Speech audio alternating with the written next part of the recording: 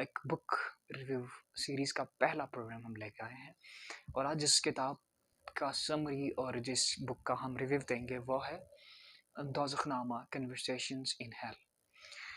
तो इस किताब की अगर हम बात करें तो ये एक छोटी सी किताब है। It's a 500 and half page book and it was first written in Bengali language जिसमें रवि शंकर बाल इसके ऑथर हैं और later on it was translated into English and then it was translated into Urdu too, but English में जिस बंदे ने इसको ट्रांसलेट किया, चूँकि मेरे पास इंग्लिश में इस वक्त, तो ये अरुणवा सिन्हा नाम है जिन्होंने इसको इंग्लिश में ट्रांसलेट किया।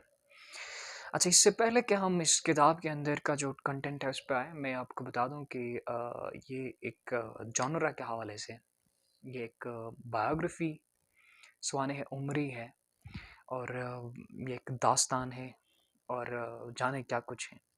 दास्तान इस तरह से कि इसके अंदर बहुत सारे ऐसे एनेक्डोट्स हैं। इसमें हिस्ट्री है जो बरसगीर पाक व हिंद वाली, जो जब ब्रिटिश आए थे एंड मुग़ल एम्पायर्स की का जो दौर है उसका भी यहाँ टच मिलता है। साथ साथ गालिब ने अपने आँखों से, अच्छा मैंने जब अब मेंशन किया है तो चलो उस पे बात करते थे। तो ये एक हिस्टोरिकल अकाउंट है दो उर्दू अदब के दो लिटरली लेजेंड्स की। मिर्ज़ा असदुल्ला खां गालिब जो कि शायरी में अपना एक अलग मुकाम रखते हैं और सादत हसन मंटो जो कि एक अफसाना निगार थे जिनको एक ऐसा उस वक्त पाकिस्तान जब वो आए 1948 में तो उस पर कई केसेस भी चले क्योंकि वो कोर्टिजियंस के हवाले से लिखते थे, तवाइफ जो थी उनके हवाले से वो लिखते थे। तो he was considered as a pornographer, but वो बोल्ड लिखते थे। जो होता था वो कहते हैं ना, वो खुद कहते हैं कि मैं अगर आपको मेरे अल्फाज या मेरे जुमले बुरे लग रहे हैं तो आपकी सोच गंदी है, मेरे अल्फाज गंदे नहीं, मैं तो नंगा करके लिखता हूँ सोसाइटी को, जो जिस तरह लिखता हूँ मैं नंगा करके लिखता हूँ। तो indeed he was a bold writer. खैर ये और बात है कि कौन उसे उनकी राइटिंग्स को किस हद तक एग्री करता है या इत्तेफाक करे या ना करे, ये अपनी जगह पे। But he was a bold writer and Urdu अदब में उनकी बहुत बड़ी और बहुत ज़्यादा कंट्रीब्यूशन है।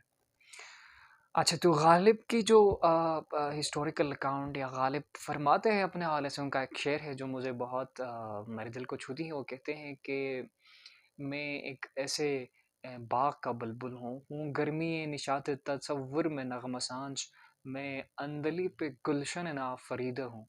यानी कहते हैं कि मैं एक ऐसे गार्डन का बुलबुल हूँ जो अभी तक नहीं बनाया गया। तो मतलब ये था कि जब गालिब थे तो वो अपनी हयात में इतनी शोहरत शायद उनको ना मिली जितनी आज मिल रही है। दो के ही वाज वो दिल्ली में he was noun in Delhi and Agra, तो दो ऐसे जगह थे जहाँ वो रहा करते थे, जिन्होंने अपनी ज़िंदगी के काफ़ी अरसे उन जगहों में स्पेंड किया। बल्कि अपनी इंटायर लाइफ वो दिल्ली में, उन्होंने बचपन तो आगरा में गुजारी, फिर दिल्ली आए थे, तो दिल्ली में उनका ज़्यादातर वक्त गुजरा। तो आई वुड से कि जितनी फ़ेम आज गालिब को आज के दौर में मिली है शायद वो उस वक्त ना मिली। आज बहुत सारी अ अ, उन पे किताबें लिखी जा चुकी हैं, बल्कि एक पूरी फ़िल्म बनाई गई जो कि जिसका स्क्रिप्ट सादत हसन मंटो ने लिखा था। And unfortunately he wasn't there जब वो उसकी लॉन्चिंग हो रही थी उस फ़िल्म की, तो वो पाकिस्तान आए हुए थे। तो बहुत और वो पहली हिंदी फ़िल्म थी जिसको नेशनल अवार्ड मिला। तो यहाँ इस किताब में ख़ुद सादत हसन मंटो कहते हैं कि he hankered for a conversation with Mirza Ghalib, लेकिन वो पूरी एक सदी का बीच में डिस्टेंस आ जाता है, गैप आ जाता है।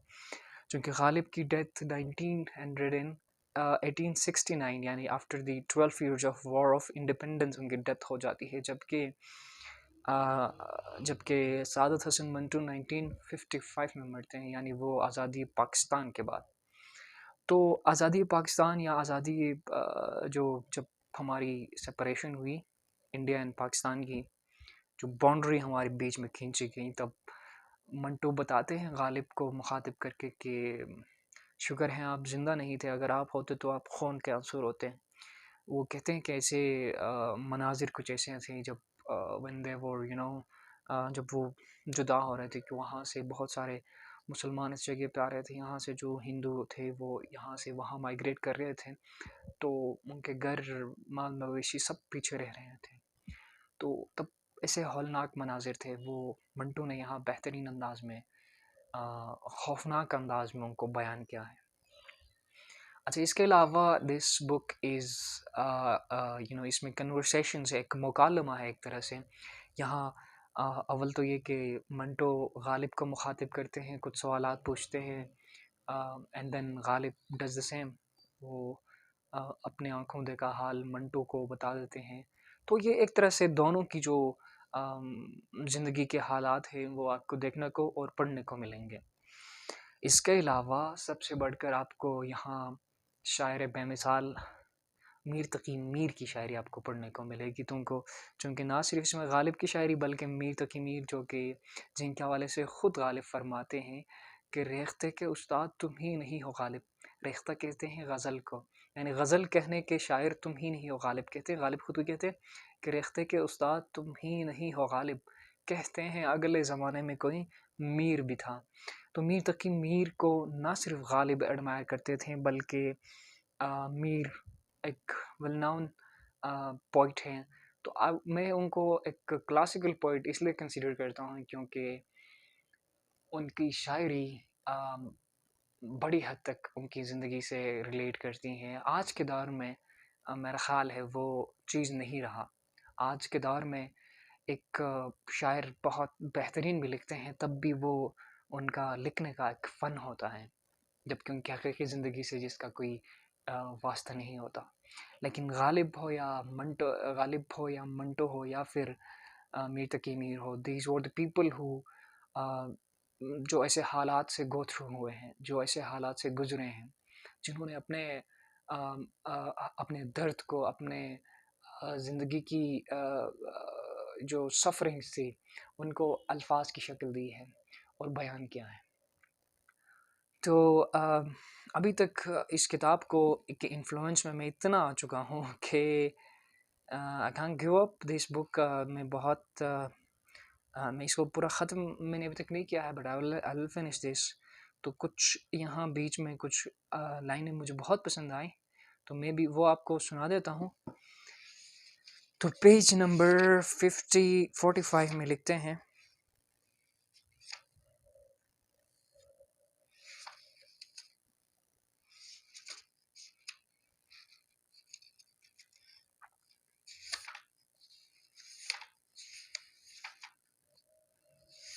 यस, पेज नंबर 45 में लिखते हैं कि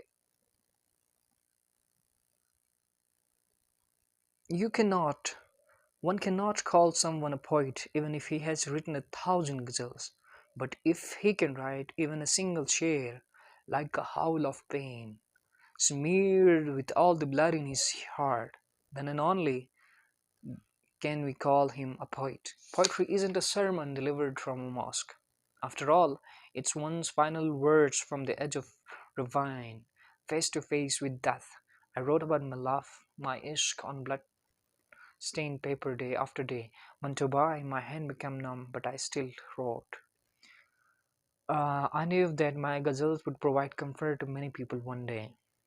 तो इंडीड गालिब की जो अशार है वो आज बहुत सारे लबों पे होती हैं, क्योंकि वो अपनी ज़िंदगी को उनके अशार को अपनी ज़िंदगी से रिलेट कर रहे होते हैं। तो ये शायर हजरात थे जिन्होंने हमें इतने अच्छे गज़ल्स और इतने लोगों को मशहूर करा दिया, Mehdi Hasan and all that, जितने बड़े सिंगर्स हैं वो इन्हीं के उनको पढ़ के मशहूर हुए हैं। ठीक है, गज़लों को तो कुछ और शायरी में आपके लिए पढ़ता हूँ। मोहब्बत ने जुल्मत से गाढ़ा है नूर, न मोहब्बत होती न होता ज़हूर। Love has snatched light out of the darkness. Without love there would have been no flowers. थी खबर गर्म के गालिब के उड़ाएंगे पुरज़े, देखने हम भी गए थे ये तमाशा न हुआ। There were many strong rumors that Ghalib would be massacred. I went to see too, but the show was called off. कुछ खूब नहीं इतना सताना भी किसी को, है मीर फ़कीर उसको ना आज़ाद दिया कर। Is it right to cause a person such pain, made is already distraught, don't hurt him more. सो इश्क माशूक इश्क आशिक है, यानी अपना है मुब्तला है इश्क. Love is both the lover and the beloved. So love is a known affliction. तो I would say कि इस किताब को आप ज़रूर पढ़िएगा, लेकिन don't get an hang over of it, क्योंकि वो वक्त था, इनका वक्त ऐसा था कि जब ये मेरा ख्याल है मैंने एक बीच में एक बात मेंशन की जिसकी क्लैरिफिकेशन मुझे यहाँ करने की नीड है.